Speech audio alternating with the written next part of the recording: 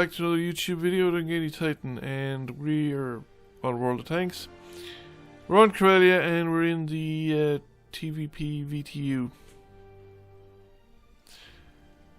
And I hope everybody had a good weekend and they're looking forward to the start of a new week. Yay, it's Monday, and a rather miserable Monday it is around here.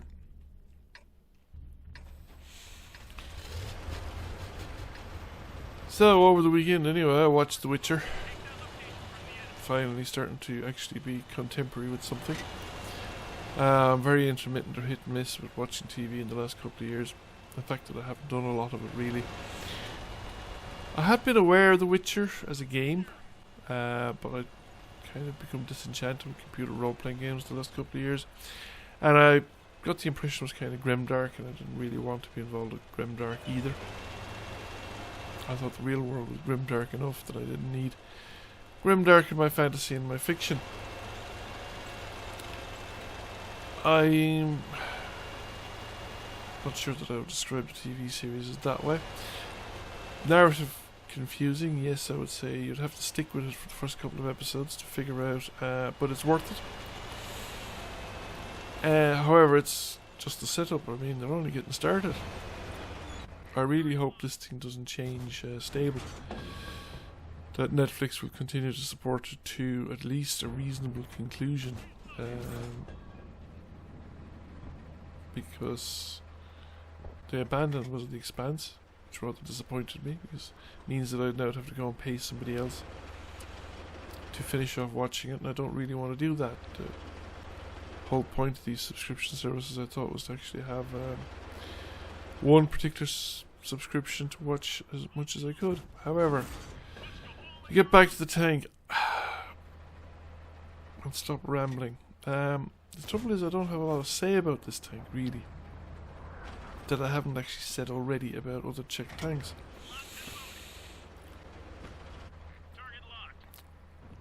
It's probably better than I think it is, she says the short answer, because my experience has been rather affected by the fact that for a lot of the early gameplay of this tank, actually, I was a tier 8 filling in a tier 10 sandwich. In that a lot of the games, even starting with stock, I was playing this tank where the majority of the enemy were tier 10s. And you're then struggling with this fairly fragile tank. It's got a decent gun, especially when you get to the final package. In that, you know, it's got good handling, reliable enough penetration. I don't know why I'm firing premium from the beginning here. Because at long range, probably shouldn't be firing premium.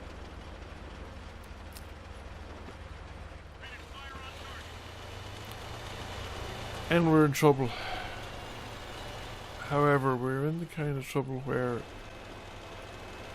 you'd actually wonder, is it worth the enemy's while to push? Because if we don't attack and take the base, we're going to lose the game. They don't have to push, is really the thing here. However, to get back to the tank, it's a definite step up from the T-34-100, because the T-34-100 I felt was completely outclassed once it faced higher tier tanks. It just wasn't robust enough to really survive the experience. Whereas this thing is, well, it's just got that much more hit points, and that gives it, it's the only robustness it's got really. The armor is still pretty much useless. As soon as it gets hit, it will take damage. However, the gun is, as you can see, pretty reliable, pretty accurate, and you're capable of snapping off shots fairly well and fairly successfully. So it makes it quite effective in these kind of situations. More so than probably the earlier versions, the earlier iterations of Czech medium tanks, because they tended to have much poorer gun handling than this one. It's just that I suppose, as I said, my experience in the tank hasn't been entirely happy, and I really had to struggle to get this particular game in order to sort of show you and kind of highlight the merits of the tank rather than the demerits of the tank, because a lot of the other games you were I mean, I might have done respectably enough score-wise and stuff like that, but it didn't last long. Because this type of tank really doesn't suit my playstyle. I'm not really restrained enough or patient enough to get the most out of these kind of tanks. I can kind of teach myself to do it, and I do a lot better if I imagine the tank destroyer. You know, if I actually start playing these kind of tanks like a tank destroyer, I tend to actually play a lot better with them and think I'm not a medium tank, I'm a tank destroyer. But I have to kind of remind myself of it. Because, you know, the tendency to drive yourself into trouble is just can be very strong.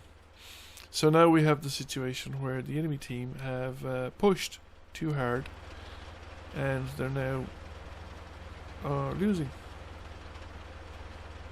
And also, you could say they didn't push hard enough, because there's a couple of tanks back there. Okay, this is the SU-14 caught out in the open, but there's a T-29, and there's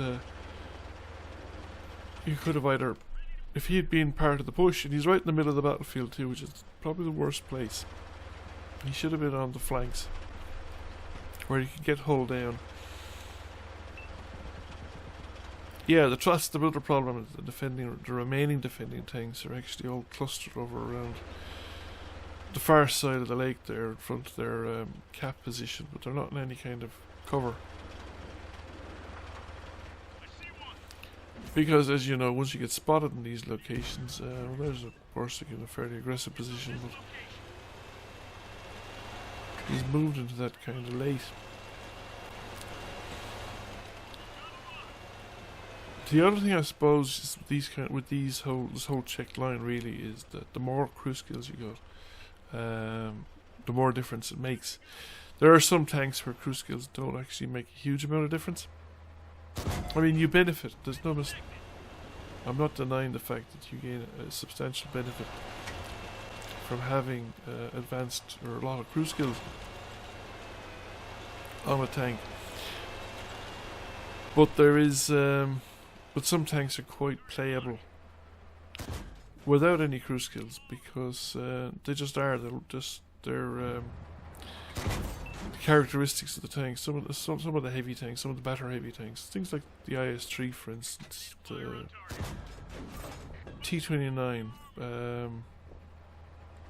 They will work reasonably well without a lot of crew skills, I think. Really, lower tier tanks as well, of course, but that's more to do with the fact that you're playing at a lower tier.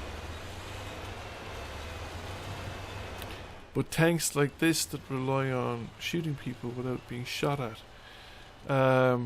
anything that benefits or multiplies crew skills then makes a huge difference to tanks like this. Now, I don't think I have enough crew skills in this tank to swap out the coated optics for vents, for instance, or to put in food, to run food on the tank. Plus I'm grinding as well, so I don't like running food when I'm grinding, because it just costs so much, and you might then not be grinding at a profit. And I prefer to be making a profit while grinding, because you'll need that money later on then when you want to do something special, like you want to tree mark a tank or whatever. But if you want to maximise the performance in this tank, then coming in with a full suite of, say, view range skills, gun handling,